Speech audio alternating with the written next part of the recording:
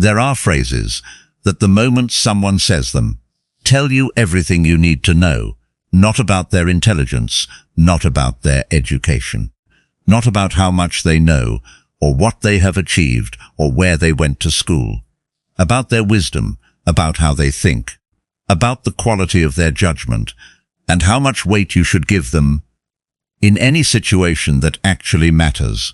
The Stoics understood that wisdom and intelligence are not the same thing.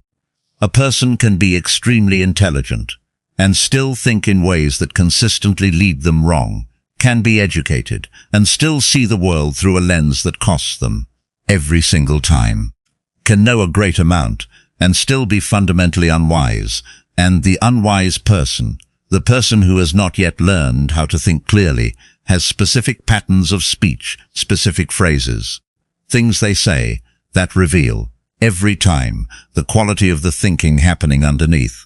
The Stoics called this the difference between the sage and the fool, not fool in the unkind sense.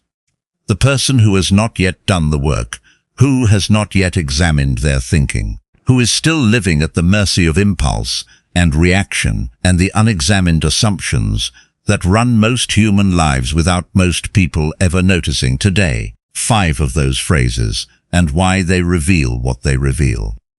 Not so you can judge other people, so you can examine whether you have been saying them. Because the most valuable thing about this video is not recognizing these phrases in others. It is recognizing them in yourself. Phrase 1. That is just how I am. This is the phrase that ends all growth, and it is said with such confidence, such finality, such apparent self-awareness, that it sounds like wisdom. It is not. It is the specific declaration of someone who has decided, consciously or not, that who they are right now is the permanent version. That the patterns, the reactions, the ways of thinking and speaking and responding that have defined them so far are fixed features, not choices, not habits, not learned patterns that can be examined and changed. Just how they are.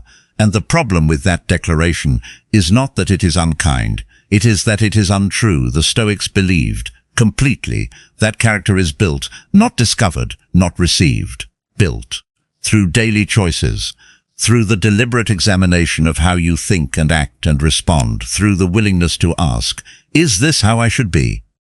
Rather than simply, this is how I am. Marcus Aurelius wrote, waste no more time arguing about what a good person should be. Be one that instruction is only possible, if who you are is not fixed, if change is available. If the daily practice of returning to your values can move you incrementally towards something better, that is just how I am, closes that door. It says, I have decided that examining myself is not something I am willing to do. And the person who has closed that door is the person whose growth stopped, not because they could not grow, because they told themselves and everyone around them that the current version was the final one. The wise person asks, is this how I want to be? The unwise person says, this is just how I am. Phrase 2. I already know that.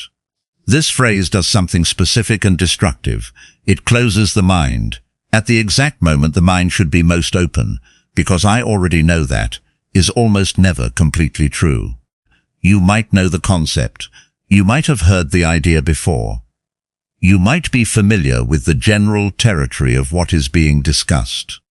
But knowing at the level of having encountered, and knowing at the level of having genuinely understood, and knowing at the level of having applied and integrated and built something from, are completely different things. And the person who says, I already know that, at the first level of familiarity, never reaches the third. Epictetus said, it is impossible for a man to learn what he thinks he already knows.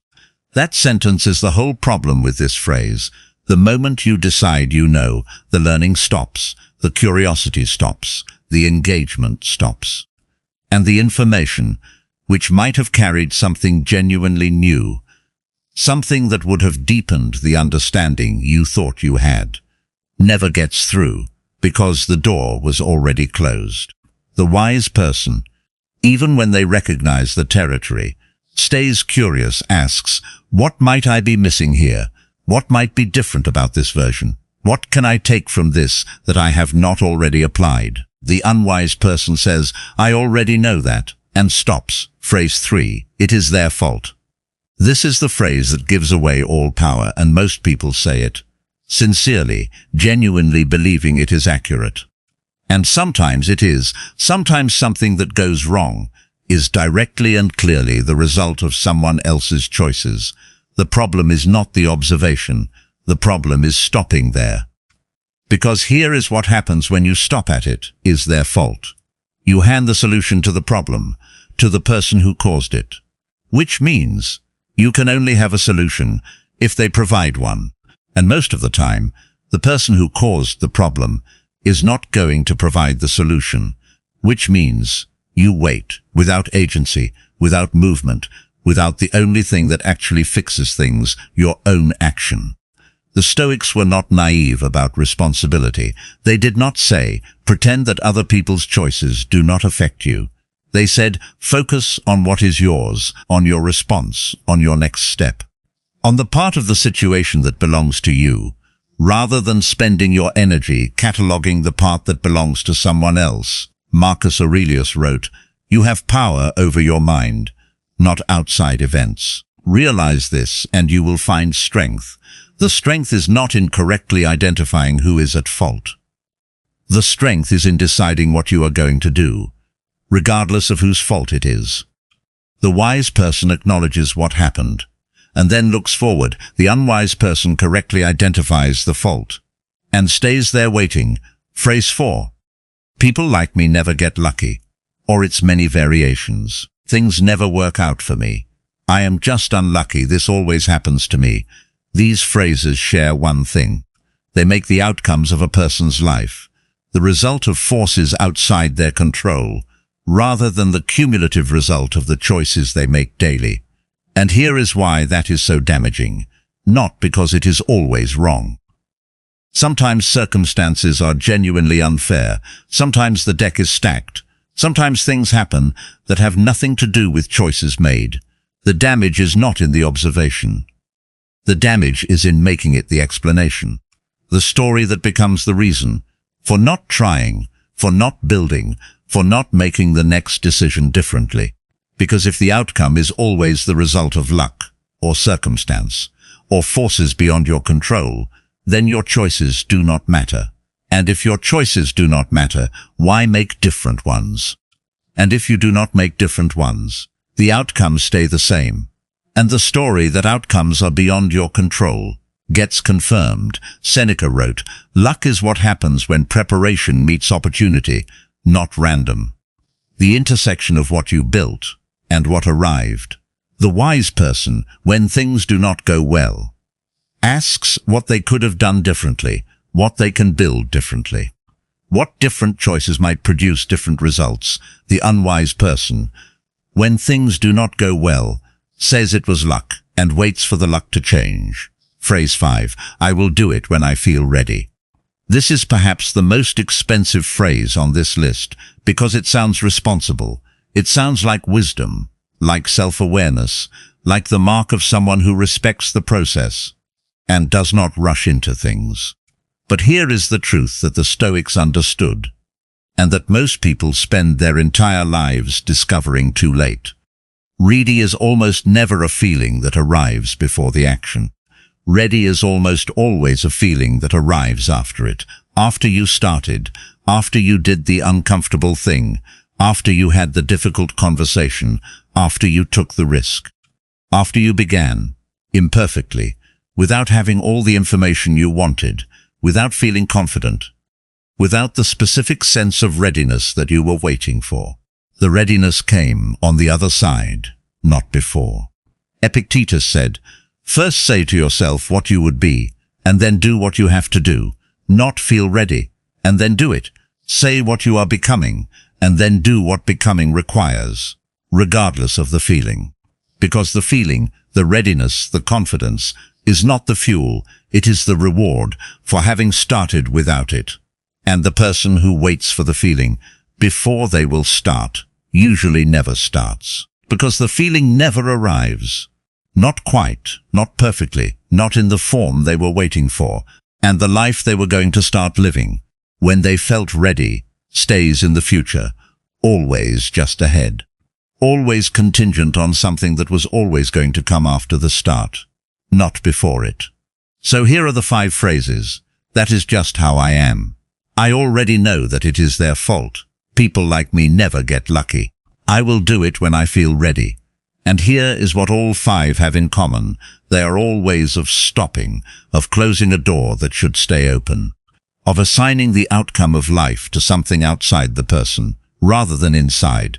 That is just how I am, closes the door on growth. I already know that, closes the door on learning. It is their fault, closes the door on agency. People like me never get lucky, closes the door on possibility. I will do it when I feel ready, closes the door on beginning.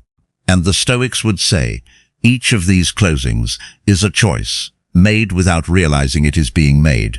Which is the most important kind of choice to examine? Here is the honest part. Most of us, at different moments, say some version of these things, not because we are foolish, because these phrases are the mind's way of protecting itself from the discomfort of change, from the vulnerability of learning something new, from the difficulty of taking responsibility, from the risk of beginning before you are ready, from the pain of believing you could do differently. The protection is understandable, but the cost of the protection is the very thing it was protecting against: growth, agency, the slowly built life that the examined mind, working honestly, actually creates. Marcus Aurelius examined himself every single day in his private journal, not to punish himself, to see clearly, to notice the phrases, the patterns, the closings that happened automatically, and to choose differently. That examination, done honestly and consistently, is what separates the examined life from the unexamined one, and the examined life, as Socrates famously observed, is the only one worth living. If this gave you something worth thinking about, share it with one person who needs to hear it today. Some screen for new Stoic wisdom every single week.